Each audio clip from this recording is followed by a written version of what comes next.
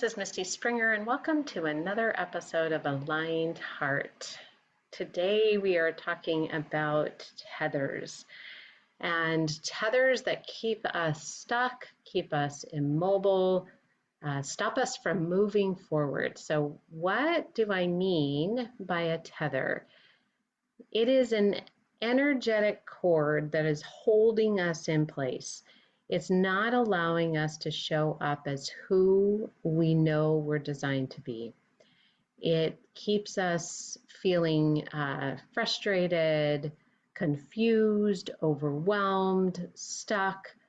There's just a feeling of like I'm pulling against something. It doesn't feel easy. It feels like what I'm trying to do is hard, or I just have to push my way through. That can often be associated or explained, that feeling of stuckness can be attributed to tethers. Tethers that are keeping us stuck where we're at. Now, what might a tether look like? I think it's helpful to give some concrete examples of what this has looked like for some of my clients. So it's helpful to paint the picture. So a tether in business, it can look like one of my clients who has an idea that she wants to get out into the world. She feels very passionate about the work that she does. She feels she has a gift to share. She knows exactly what she wants to get out into the world. And yet, when she goes to put it out into the world, she gets distracted. She goes and folds the laundry. She feels confused about where to post or how to market. She feels overwhelmed, doesn't know where to start, and so she stops, right? The great idea that she has doesn't go anywhere. She feels stuck, she feels frustrated, she feels overwhelmed, she feels confused, and she's not moving forward. Okay, that's a tether in business. Tether in parenting. I worked with another client this week who is the parent of an adult child, and she's trying to figure out how to talk with her adult daughter about a very sensitive topic. She's trying to figure out how to support her without overtaking the situation. She's trying to support without fixing. She's trying to recognize where her role as a mother is now. Does she say what does she say? Does she say nothing? Does she say a lot? Is it helping to tell her daughter what she needs, what she's seeing and what she's experiencing as her daughter is sharing with her what she's going through? Or is it not helpful? Am I saying too much? Am I saying too little? What is my role? And so as she is trying to navigate and understand what this new role as the mother of an adult daughter is, she often feels confused. She feels frustrated. She feels like she doesn't quite know the next best step to take. And she feels stuck and doesn't quite know how to move forward. That is another example of tethering in a relationship. Okay, that confusion, overwhelmed, stuck feeling. The third example that I have is with another client that I coached this week who is wanting to be more present in her life. She spent a good majority of her life just doing, constantly chasing, constantly feeling like she didn't have enough time, constantly feeling like she was in the overwhelm, stuck in a cycle of anxiety and trying to alleviate the anxiety by doing more. And she had a situation come up this week where her anxiety was heightened and she wanted to approach it differently. And yet there felt like there was a very strong need to keep doing, that her tether was to the way that she had always done things. It felt like she was in control. It felt like if I just do more, then I'm going to be okay. It felt familiar to continue in this cycle of anxious doing, and yet her brain knew that was not serving her. She could logically look at it and say, this is not working. I'm exhausted. I feel like a hamster on a treadmill. I'm going nowhere, but I don't know what else to do. That is another form of tether. When we're tethered to a circumstance or a situation, when we feel tethered, we feel stuck, we feel helpless, we feel frustrated, we feel confused. It feels hard to move forward, even if we know that where we're at is not serving us, and even if we know that where we want to go is going to be much better for us, our body feels stuck. It's tethered. So in order to move forward, we have to untether. We have to release what is holding us back. And so let's look at what these tethers can be. And there's a lot of different ways that we can tether. We're going to talk about 3 specific ones today, and I'm going to give you a couple of ideas, a little bit of an exercise to untether, and then I'm going to take you into an experience in the podcast that accompanies this through an experiential exercise so that you can release the tethers that are coming up for you. So there are 3 different types of tethers. The first is a tether to the past. It's tethering to our past self, the part of us that was doing the very best that she or he could, but was maybe not showing up in the very best way. It's tethering to others in the past and others' actions that may have caused us harm. It's tethering to the situation and a past circumstance or situation that felt like it was happening to us and we felt powerless in that situation. We can tether to the present, and by tethering to the present is what I'm currently experiencing that I don't want. Right? I don't like what I'm currently experiencing in some way.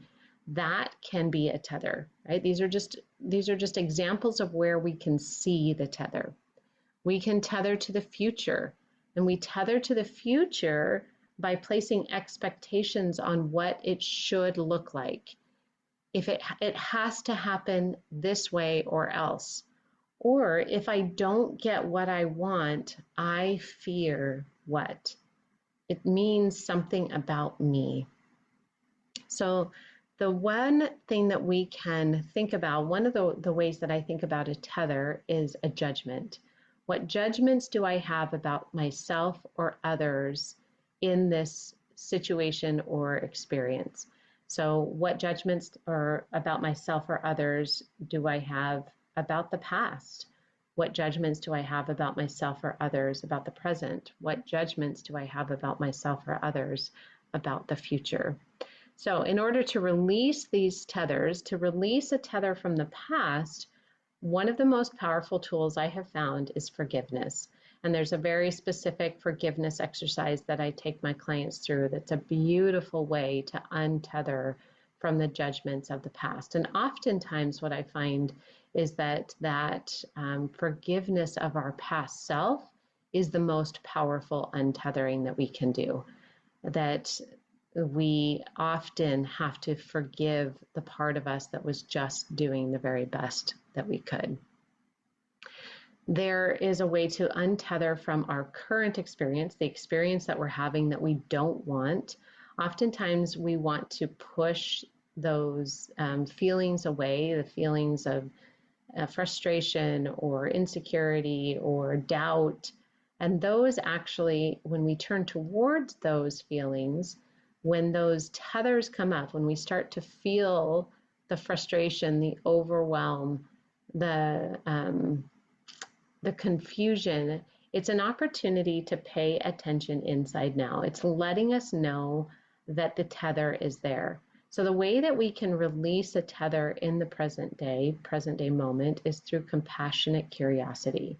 It's turning towards the emotion instead of turning away from it, and letting that emotion know what do you need from me?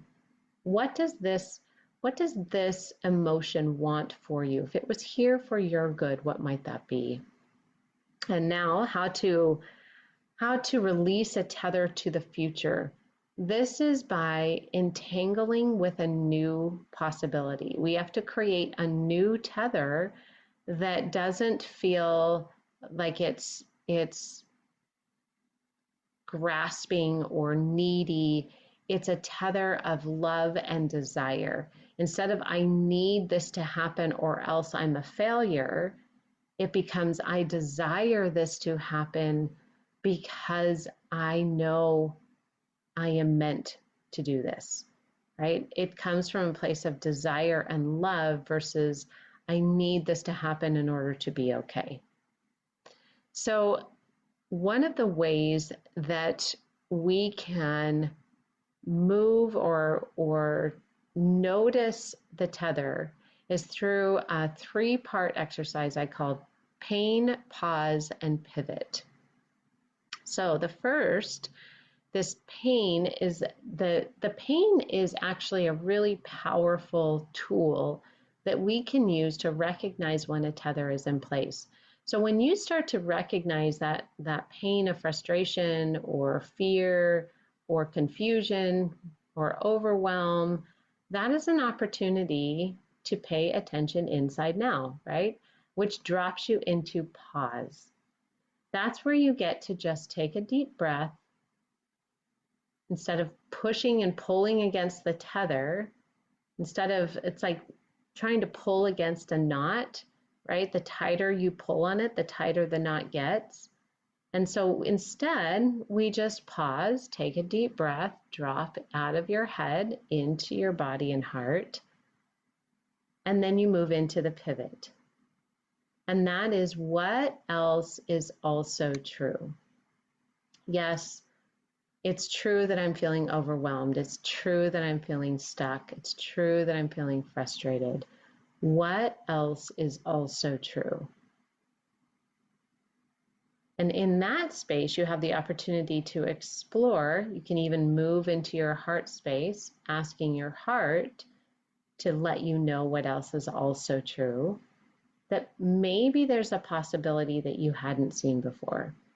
That there is a way to move through that wasn't open to you when you were straining against the tethers.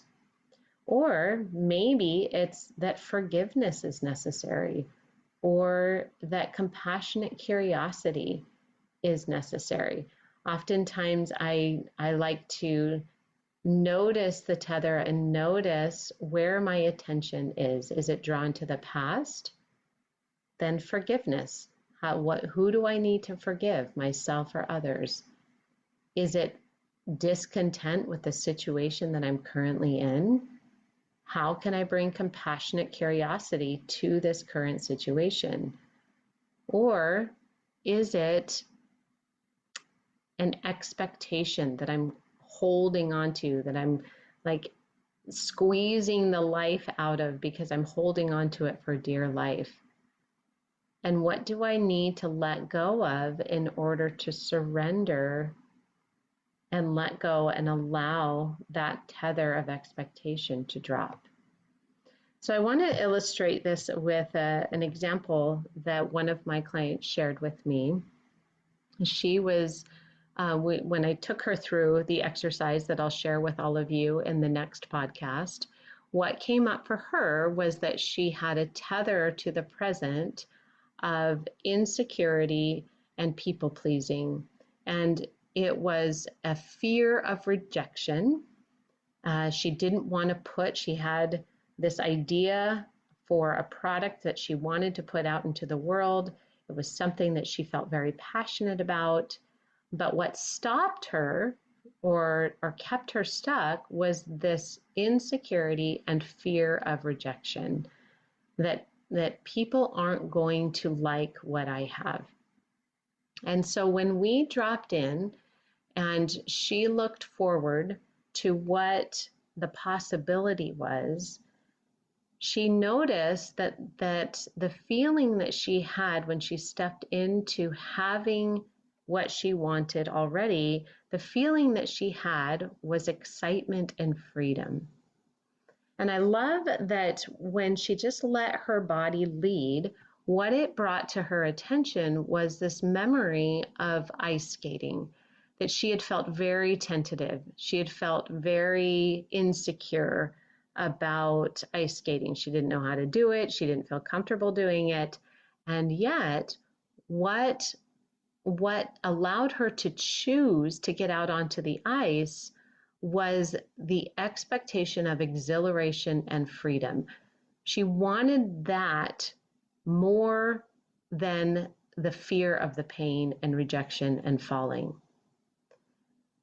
And she even said, you know what was interesting? I even did fall. When I was ice skating, I did fall, but I got back up. And so the exhilaration and the freedom was her clue. That was the motivating, propelling action that she could take that was coming from desire. So when she was walking through the pain, pause, pivot, what she was able to recognize that is that when I feel the pain of of insecurity or doubt, I can pause. It's a clue, right? It's an opportunity to pay attention inside now, breathe into my heart, and then move into what else is also true. I love exhilaration and freedom. The idea of exhilaration and freedom is more powerful than the pain of falling. And even if I do fall, I can get back up. So I love that her body and her heart brought this experience. She was even confused as to why ice skating came up for her. As she was walking through this experience and I was taking her into her body and heart, she was confused, like, why in the world would ice skating come up now? But as we unpacked it, what is so fascinating, and this is always the case, her body gave her the exact answer she was looking for. How to move through feeling stuck, how to untether from the feelings of insecurity and rejection that are keeping me stuck and holding me back. And so as she now has a tool when she recognizes the tether, insecurity and rejection, she can pause, recognize the pain first of all, right? Pain, then she can pause, and then she can pivot into that feeling, that remembering that her body gave her that was very real, of excitement and freedom of being on the ice skates, and what that did for her, how that moved her into action even when the fear was present. So let's move now into an exercise so that you can recognize where your tethers are and how to release them. So I hope you'll join me in the next podcast. There's always a meditation that I record along with the teaching so that you can drop out of your head and let your body and your heart lead. It's one of my favorite things to do in coaching. I want your body to show you the answer. I get to be a facilitator on one of the most beautiful journeys ever. I love it. I love watching my clients open up to the answers that are already within. And I love giving them the keys to unlock those answers. It's like learning a new language. It's like discovering a new best friend. And I love that I get to be on the journey with these beautiful clients as they discover the truth within themselves. So join me in the next podcast as you discover the truth within yourself, unlock the answers that are waiting for you there. Can't wait to see you. Bye-bye.